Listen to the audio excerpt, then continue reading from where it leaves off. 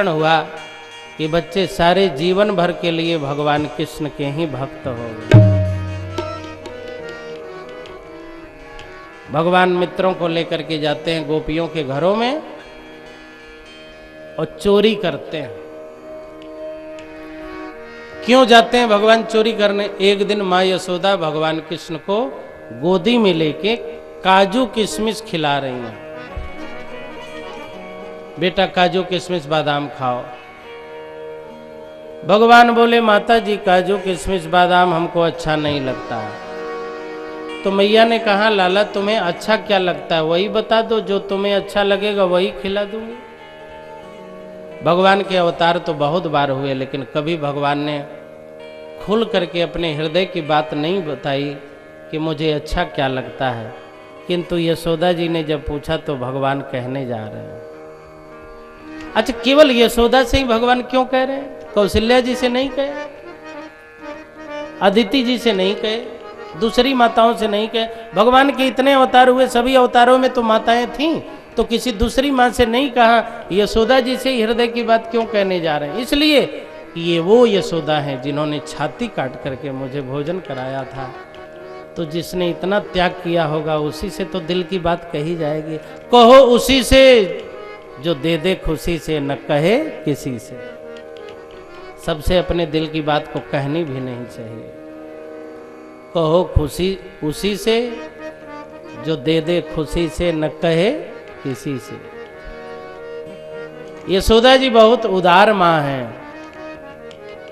अच्छा महान माँ वह है जो दे किंतु कभी कोई आशा न करे। माँ जब मांगने लगती है तो माँ की गरिमा कम हो जाती है। भगवान के जितने अवतार हुए लगभग सभी अवतारों में माताएं हुई, लेकिन यशोदा जैसी कोई माँ नहीं हुई, क्योंकि सभी माताओं ने कुछ कुछ मांगा। कौशल्या जी ने मांगा, कैकेयी ने तो वनवास ही मांग लिया, पूरा ही पूरा मांग लिया, लेकिन यशोदा जी ने कभी कुछ नहीं मांगा, कुछ मांगा ही नहीं। भगवान कृष्ण ने कहा माँ जितने अवतार हुए सबने मांगा, आपने नहीं मांगा, आप भी कुछ मांग लो। तो यशोदा ने कहा जिसको दिया है उससे क्या मांगना है। जिसको एक बार दे दिया, दूध पिला दिया, दूध को बेचा नहीं जाता है। पहले दूध और पूत दो चीज बेचा नहीं जाता था। तुम्हें मैंने दिया है अब तुम्ही से मांगे? ना ना ना।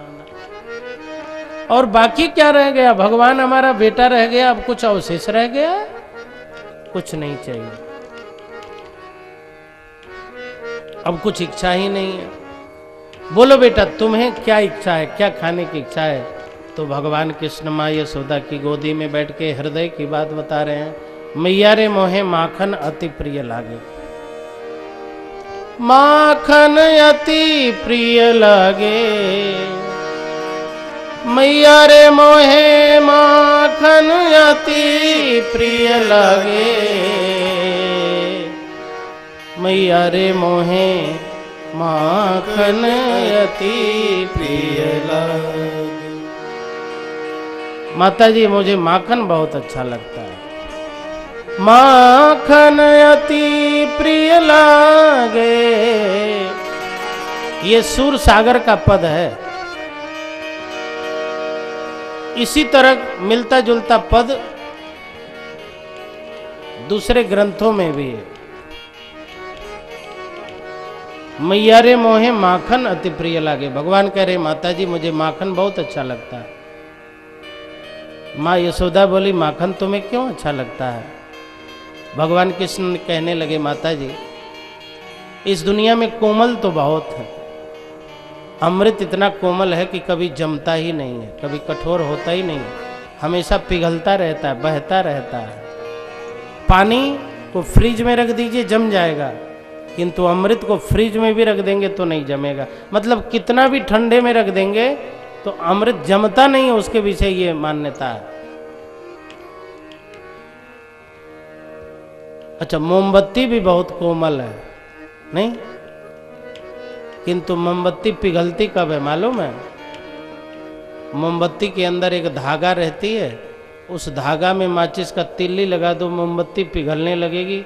तो मोमबत्ती पिघलती है, लेकिन उसकी छाती में जब आग लगती है तब पिघलती है। तो इस समाज में बहुत ऐसे लोग हैं जो बड़े दयालु कृपालु हैं, बहुत भावुक हैं, लेकिन उनके घर जब आग लगती है तब उनको दया उठती है। अपनों के दुख से दुखी हो जाना, ये कौन बड़ी बात है। मोमबत्ती के जीवन में यही है, उसकी छाती में आग लगी, पिघलना शुरू हो गई, अपनों के दुख में दुखी, बाकी किसी से कोई मतलब नहीं है। और ये अमृत का तो स्वभाव ही है, पिघला रहता है। लेकिन ये माखन, ओहो हो, बगल में आग जला दो, माखन के अंदर तो कोई धागा रहती नहीं है। मक्खन के बगल में आग जला दो, तो जब आप आग जलाओगे तो जलेगी लकड़ी, जलेगा कोयला, जलेगा चंदन, जलेंगे और कुछ, लेकिन लकड़ी को, कोयले को या किसी भी चीज को जलते हुए देख करके ये माखन पिघल जाता है। जल रही है लकड़ी और पिघल रहा है माखन। भगवान बोले माखन तू बड़ा अच्छा है, जल रही है लकड़ी और दर्द हो रहा है तुम्हें,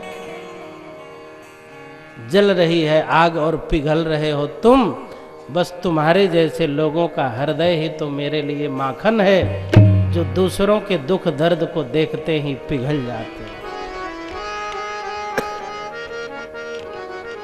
दुख हुआ उसको और दर्द हो रहा है यहां।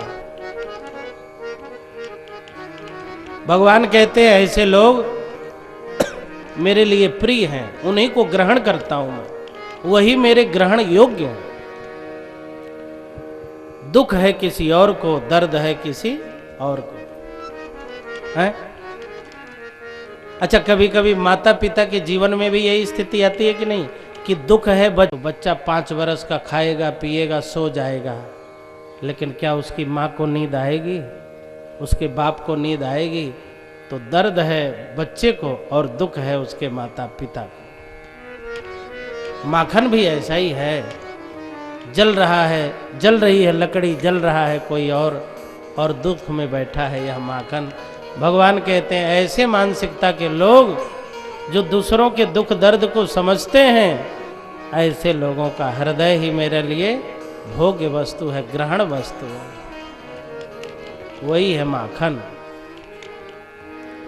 भगवान श्री कृष्ण मैया से कह रहे मुझे माखन चाहिए। मैया ने कहा बेटा माखन खाओगे चिकने की बीमारी हो जाएगी, लीवर खराब हो जाएगा। लाला ने कहा जो भी हो जाए लेकिन मैं तो माखन ही खाऊंगा। मैया खिलाने को तैयार नहीं। मैया के पीछे एक गोपी खड़ी है।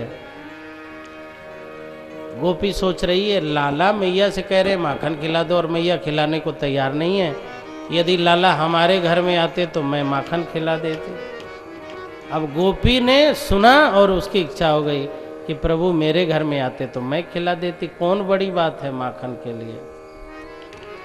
तो भगवान बोले मन ही मन, तब ठीक है अब तुम्हारे ही घर आएंगे।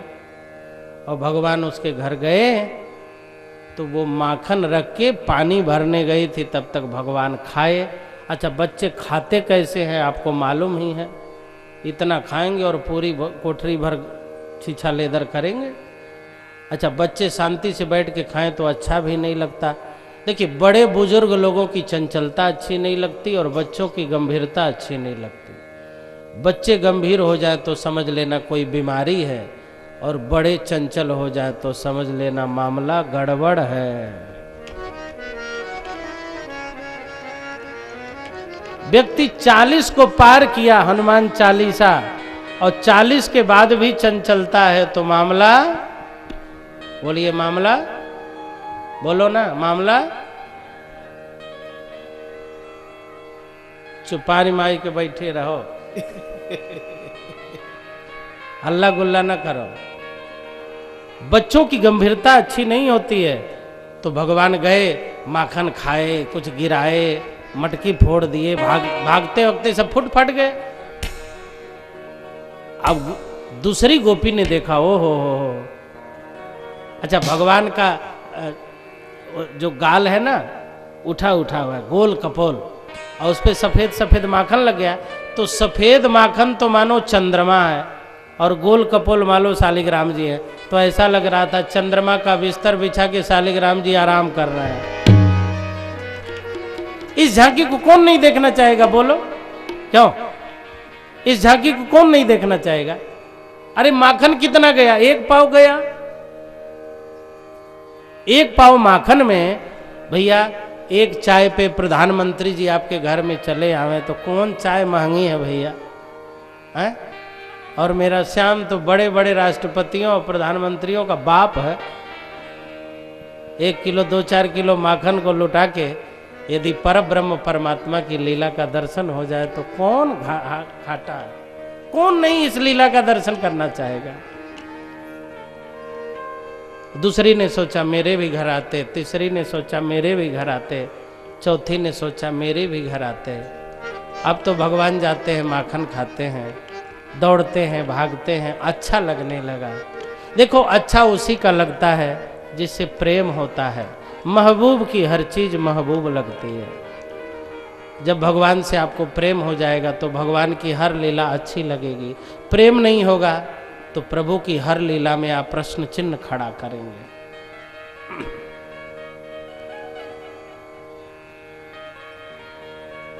प्रश्न चिन्ह खड़ा करना, समस्या तो कोई भी बता सकता है लेकिन समाधान बताए तब तो। अब भगवान जाते हैं और चोरी करते हैं और खा के दौड़ते हैं और गोपियों को खूब अच्छा लगता है। और जब गोपी कहती है ठहरो, खा के भाग रहे हो, पैसा लाओ, तो भगवान कृष्ण डांट देते चुप रहो, हम तुम्हारे घर में गए थे क्या? तो गोपी ने कहा तो ये हमारा घर नहीं है, तो क्या तुम्हारे बाप का घर है? भगवान ने कहा सुनो, मैंने अपना घर समझ के माखन खा लिया, मुझे तो लगा था ये मेरा घर है, मैं भ्रम में आ गया था। यदि तुम्हें लगता हो कि ये तुम्हारा घर है तो कल से कभी नहीं आऊँगा। तो गोपी को लगता है कन्हैया ये तो तुम्हारी कृपा है कि मेरे घर को आपने अपना मान लिया। भगवान कहते हैं गोपी मैं भ्रम में आ गया, मैंने सोचा था मेरा अपना है, सच है। भगवान कहते हैं कि मैंने तुम्हें दिया है, तुम्हें अपना मानता हूँ, इसीलिए तेरा भोग लगा रहा हूँ, तेरे सामान को ग्रहण कर रहा हूँ। और तुम्हें लगता है कि ये भगवान का नहीं है, ये तो हमारा है, तो भगवान को क्या मतलब है? चोरी कर तो डोले श्याम सुधो न बोले। चोरी तो कर रहे हैं और गोपियां डांटती हैं तो उल्टे जवाब देते हैं तुम्हारा घर है, तुम्हारे बाप का घर है, हम तो अपना समझ रहे थे। चोरी कर तो डोले श्याम मोते सुधो न बोले। चोरी कर तो डोले श्याम मोते सुधो न बोले। सुधो न बोले, सुधो न बोले, सुधो न बोले श्याम सुधो न बोले। चोरी कर तो डोले श्याम मोते सुधो न बोले। चोरी कर तो डोले श्याम मोते सुधो न बोले। दोनों हाथ ऊपर करके श्री राधे।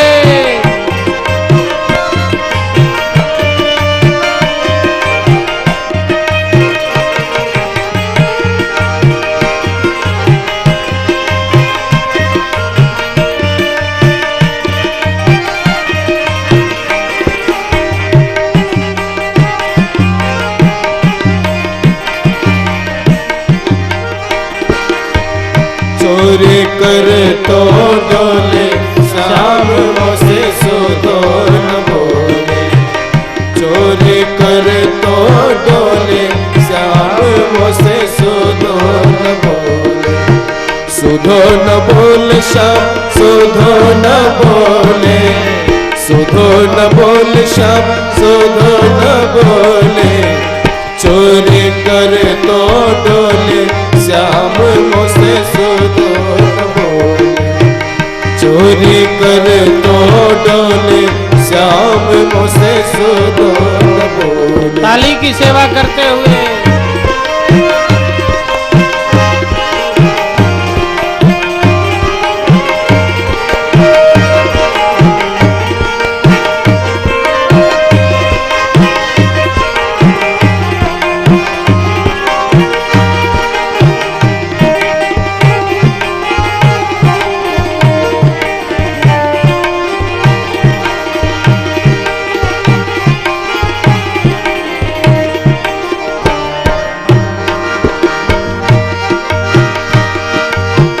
सुधो न बोले श्याम सुधो न बोले, सुधो न बोले श्याम सुधो न बोले, चोरी कर तो डोले श्याम मुझसे सुधो न बोले, चोरी कर तो डोले श्याम मुझसे सुधो न बोले, चोरी कर तो डोले श्याम मुझसे सुधो न बोले।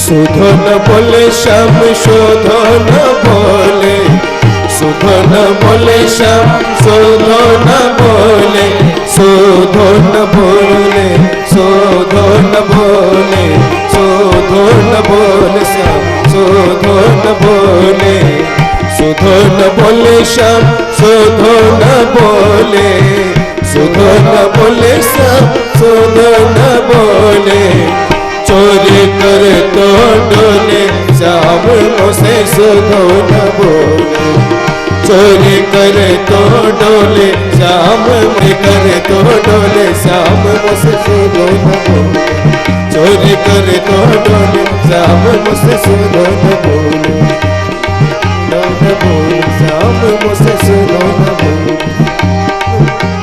सुधो न बोले।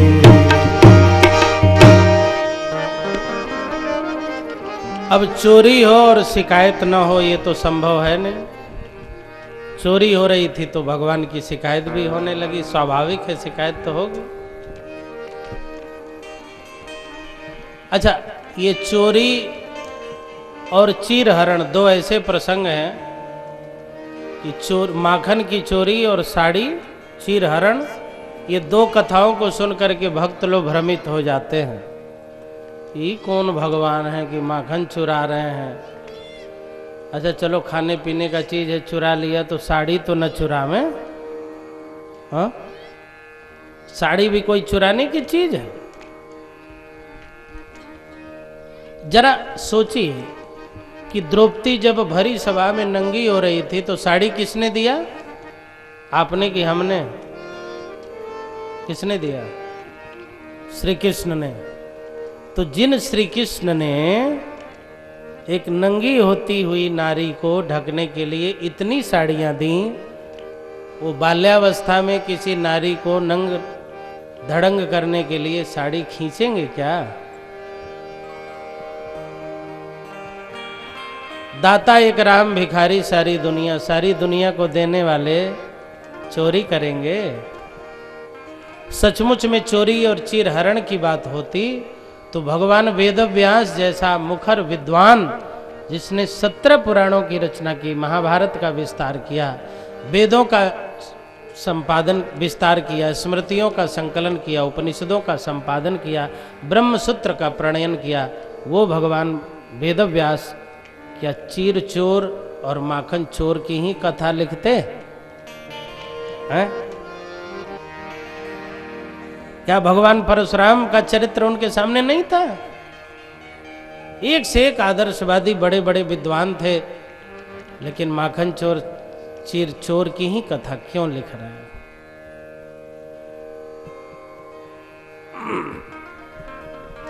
कारण क्या है?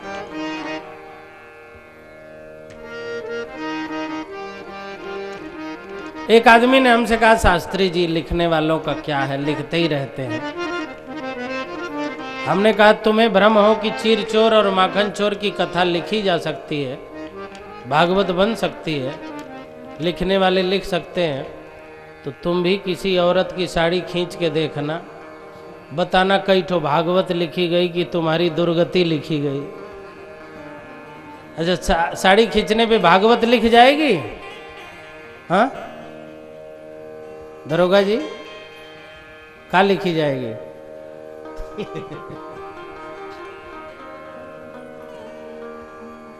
न मालूम हो तो खींच के देखिएगा, बताइएगा क्या लिखी गई, जेल में जगह मिलेगी। बात समझने की है। हमारे यहाँ रोचक कहानियों के माध्यम से बहुत बड़े बड़े आध्यात्मिक बातों को भगवान वेद व्यास कह देते हैं। अब चोरी और चीर साड़ी चोरी की कथा भूलती नहीं है, माखन की चोरी कथा भूलती नहीं है, तो ऐसी कथा कही गई जो भूलने वाली न हो और उसके पीछे गहरा अध्यात्म हो। जैसे माँ जब बच्चे को कहती है कि स्कूल जाओगे तो टॉफी दूंगी और दीपावली में नया कपड़ा खरीद दूंगी, तो संविधान में लिखा जाए कि बच्चों को स्कूल जाने पर कपड़े मिलते हैं और टॉफी मिलती है, ये कोई बात थोड़े है? वो तो टॉफी और लड्डू और कपड़े को केवल कह के स्कूल में जाने की प्रेरणा दे रही है। ऐसे ही चोरी की चर्चा कर करके बहुत आध्यात्मिक बातों को भगवान वेद व्यास कह रहे हैं। एक गोपी ने, जब भगवान चोरी कर रहे थे तो एक गोपी ने डांटा, लाला आज के बाद हमारे घरों में मत आना, उद्यम मचा देते हो।